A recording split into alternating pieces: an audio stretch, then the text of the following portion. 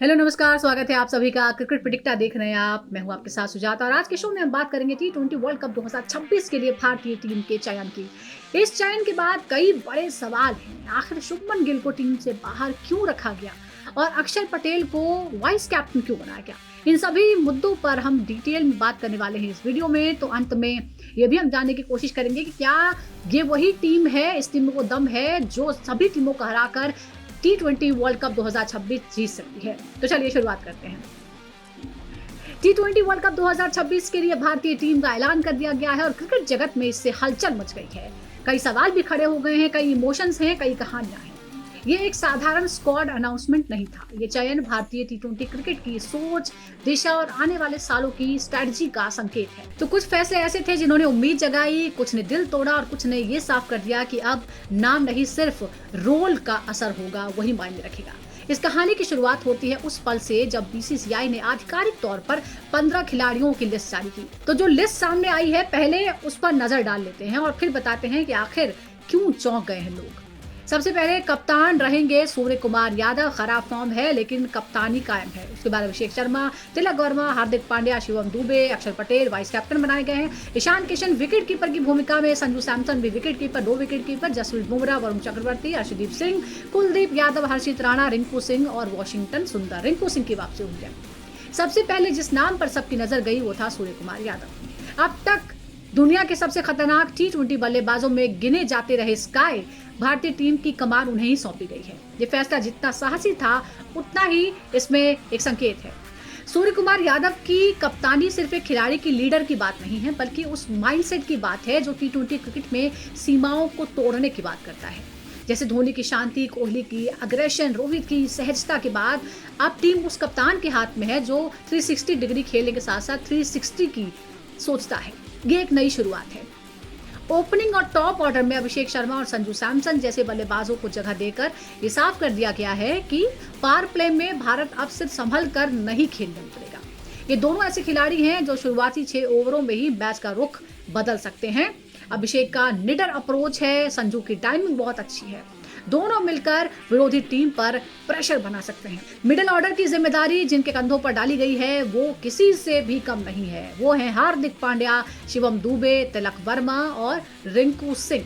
ये चारों नाम मॉडर्न T20 क्रिकेट की पहचान है। हार्दिक अनुभव और संतुलन लाते हैं, दुबे लंबी हिटिंग का विकल्प देते हैं, तिलक पर एक कंसिस्टेंसी है, उन पर भरोसा किया जा सकता है। रिंकू दबाव में मैच फिनिश करने के एक सिंबल बन चुके हैं, उनकी वापसी हुई है। ये मिडिल ऑर्डर सिर्फ रन बनाने के लिए नहीं बल्कि मैच छीनने के लिए चुना गया है। टीम के संतुलन की धुरी हैं अक्षर पटेल, जिन्हें उप कप्तान बनाया गया है।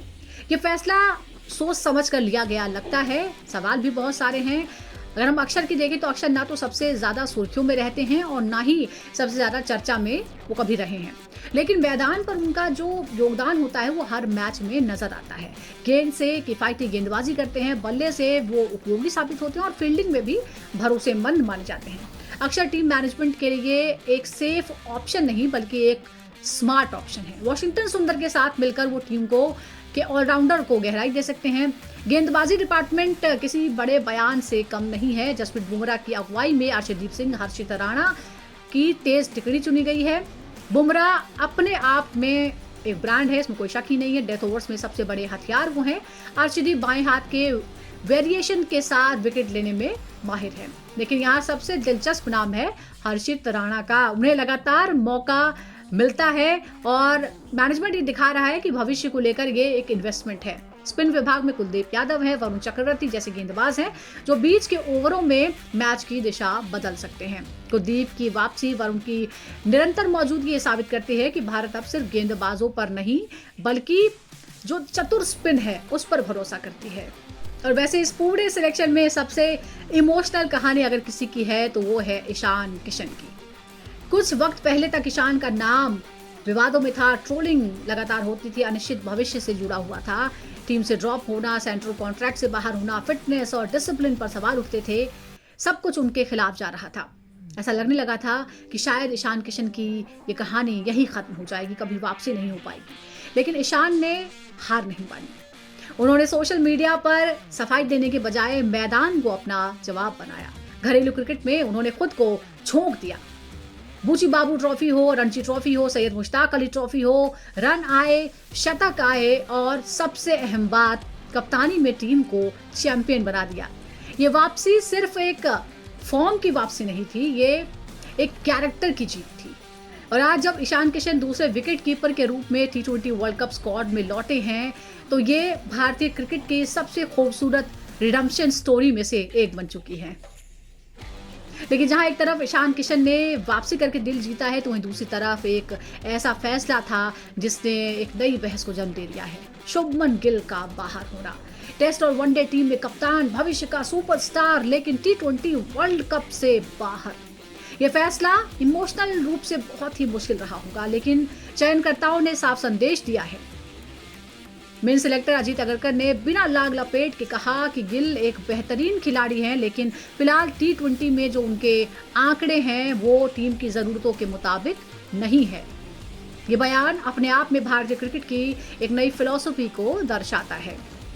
या नाम, रुतबा या फिर फ्यूचर कैसा होगा ये नहीं, बल्कि प्रेजेंट प्रदर्शन और भूमिका यहाँ सबसे ऊपर रखी जाती है। ये बहुत मुश्किल है, कठोर है, लेकिन शायद यही T20 क्रिकेट की सच्चाई है। अब इसी सिलेक्शन में एक और नाम का ना होना सवाल खड़े कर गया है। नाम है मोहम्मद सिराज। हर फॉर्मेट में दमदार प्रदर्शन करने वाले सिराज को एक बार फिर T20 में जगह नहीं मिल पाई है। ये हैरानी की बात है, इसलिए भी क्योंकि वो रोहित शर्मा की कप्तानी में T20 वर्ल्ड कप जीतने वाली टीम का हिस्सा रह चुके हैं। 30 जुलाई 2024 के बाद से सिराज ने कोई T20 इंटरनेशनल नहीं खेला है और गौतम गंभीर के कोच बनने के बाद से उनका T20 करियर जैसे ठहर जा गया है। सिराज के आंकड़े T20 में बहुत खराब नहीं है। 16 मैच में 14 विकेट लिए हैं, 7.79 की इकोनॉमी है। IPL में भी वो लगातार अच्छा प्रदर्शन कर रहे हैं। उनके पास एक्सपीरियंस है, स्विंग है और भारतीय पिचों की बहुत अच्छी समझ भी है। इन सब मामलों में वो कई युवा गेंदबाजों से आगे हैं। फिर भी टीम मैनेजमेंट ने हर्षित राणा को सिराज पर तरजीह दी है। ये फैसला योग्यता से ज्यादा स्ट्रैटेजी और भविष्य में इन्वेस्टमेंट से जुड़ा नजर आता है। यहाँ ईशान किशन के साथ न्याय हुआ है, लेकिन सिराज के हिस्से एक बार फिर से निराशा आई है। ये चयन ये भी दिखाता है कि कोच और टीम मैनेजमेंट किन खिलाड़ियों को लंबे प्लान का हिस्सा मानता है। दिलचस्प बात यह है कि यही स्क्वाड जनवरी में न्यूजीलैंड के खिलाफ होने वाली 5 मैचों की T20 सीरीज भी खेलेगा। यानी ये टीम सिर्फ वर्ल्ड कप के लिए नहीं, बल्कि एक निरंतर प्रक्रिया का हिस्सा है। IPL टीमों के हिसाब से देखें तो मुंबई इंडियंस के 4 खिलाड़ी वर्ल्ड कप स्क्वाड में है, KKR के 3 खिलाड़ी चुने गए हैं, जबकि कुछ बड़ी फ्रेंचाइजीज को कोई रिप्रेजेंटेशन यहाँ पर नहीं मिला है। ये साफ करता है कि चयन फ्रेंचाइजी पर नहीं, बल्कि उनका रोल क्या होगा, उनका असर क्या है, इस पर डिपेंड करता है। और अंत में ये कहना गलत नहीं होगा कि ये जो भारतीय T20 स्क्वाड चुना गया है, ये सिर्फ एक खिलाड़ियों की लिस्ट नहीं है, बल्कि ये एक स्टेटमेंट है अपने आप में।